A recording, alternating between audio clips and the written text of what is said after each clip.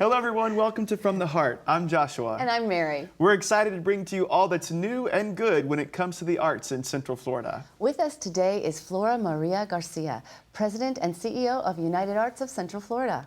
Let's hear about Flora Maria, the person, and find out why she devotes her life to helping artists. Welcome, Flora Maria. Yeah, welcome back. So tell us just a little bit about yourself. Where are you from and how did you get into the arts? So I'm Cuban, and I immigrated to the United States when I was 7. My parents put me on an airplane with my brother at the last minute. We sat on the laps of their friends, and I landed here with my brother, and we lived with my aunt and uncle for about 6 months before my parents and my little brother were able to join us.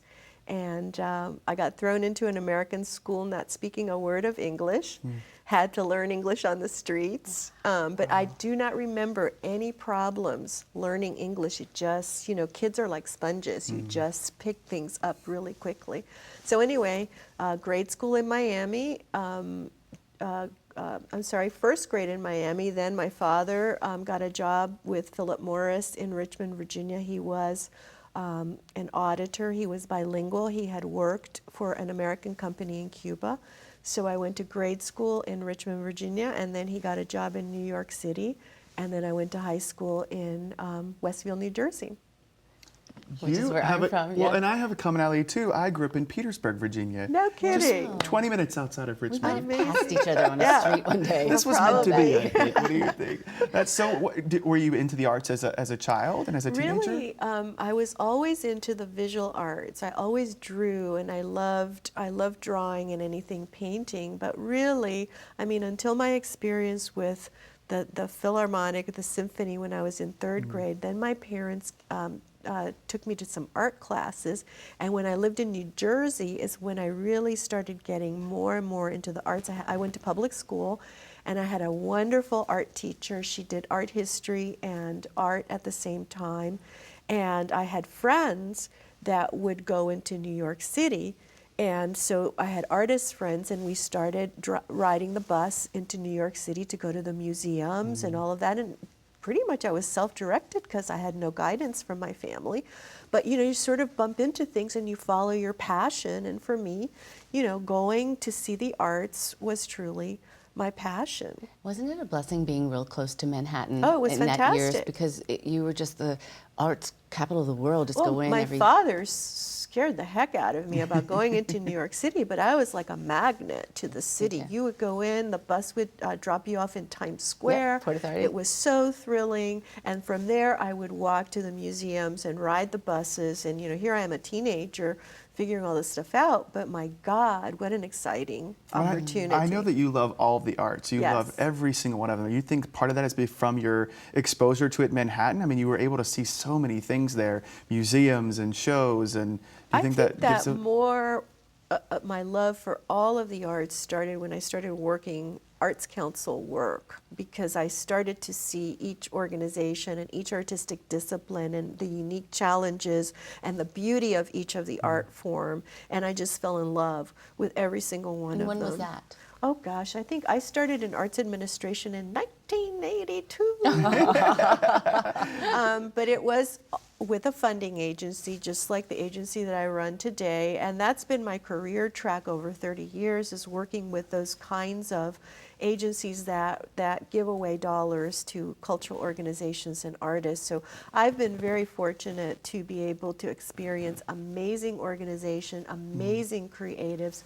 I've seen amazing work by these organizations, and I continue to be thrilled and honored and really humbled by the work I do and the people I have a chance to get to know. When you look back at your career over the last 30 years, what are some of the highlights that make you especially proud that you followed your passion to doing what you're doing? Believe it or not, getting an MBA.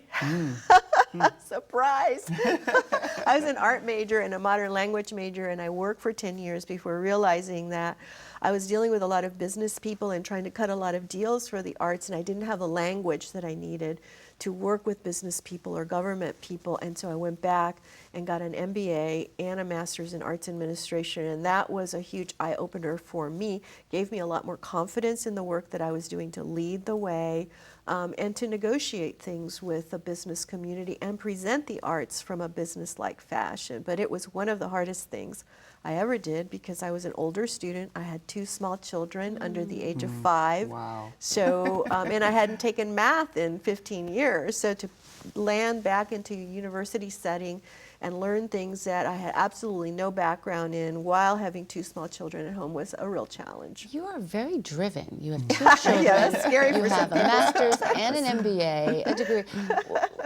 What fuels your drive? I love what I do. And I love to make good things happen for the cultural community. And I feel that I have a unique sense of being able to connect the dots and connect people with initiatives and see how it all pulls together, that somehow magically works, and in the end, really good things happen for everybody. So I love to do that work. It's kind of like being a preacher, you know, not unlike you, Josh. In our own way, you know, we're doing it because of love of community and love of artists and love of cultural organizations and knowing what amazing things they do for the community. And ultimately, my total goal is to make the general public have access and have amazing experiences with arts and culture. I love how your face just lit up when you said, I love what I do. Yeah, me too. Well, you've been a leader in Houston and St. Louis and Atlanta, and you've been able to make such a great impression on all these communities. Can you just tell us maybe a highlight of your career? What are you so proud of that when you look back on these 30 years that you made a big difference in something? I think what I'm most proud of in the work that I've done in the past is making major money accessible and available to the cultural community. In Missouri, we created a $100 million cultural trust for the arts, which was matched by an additional $100 million in private money. So it was a public $100 million matched by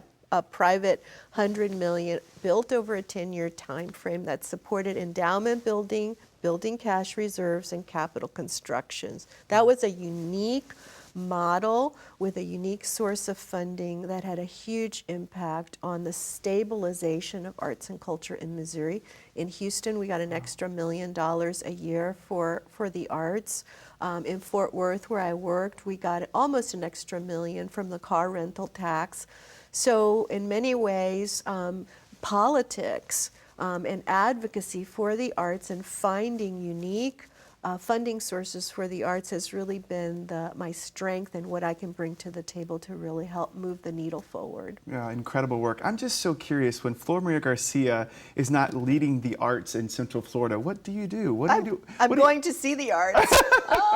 Well, there you go. That is a hobby, right? I go to everything, and I love experiencing a new community, and I love to see what that community has to offer. But I'll go see anything from something really small, like a small art pop-up in downtown Orlando, to a contemporary dance gathering, to what's coming up, Carmina Burana, which is a collaboration between the Bach Festival and the ballet, which is amazing. So anywhere from just individual artists doing something to classical experiences, I really love it all. And So for someone listening today who's not been out to experience any art or performance in Orlando, what's one thing you would say to them to give them reason to go?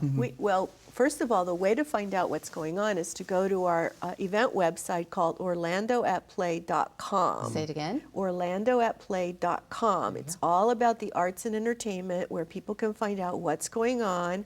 And a lot of things are free or half-price tickets, so that is your one source for finding out what's going on. Fantastic. And people should get involved because it's fun. Thank you so much, Flora Maria. You're very welcome. The good news is we're going to have more conversation with Flora Maria when we get to find out about the future for United Arts and for Flora herself. Thanks for joining Joshua and I today on From the Heart.